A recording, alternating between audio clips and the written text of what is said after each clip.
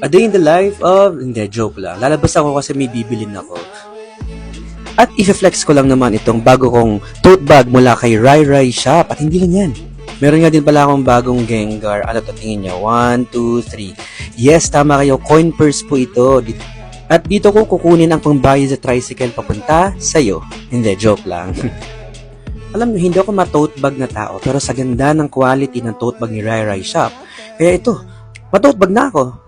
Speaking of quality, maganda yung tela at yung colors maganda na very vibrant, no? Nagpa-pop talaga yung colors. At itong art na to, gawa to mismo yung Rai Rai Shop. At meron din siyang Cloud's hair na pouch. No, ang ganda, marami kayong pwede ilagay dito. Lahat ng mga Tommy figures nyo, lagay nyo, magkakasya yan.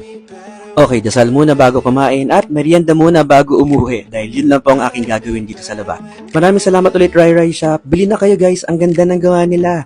At marami pang iba't ibang available. Tara na!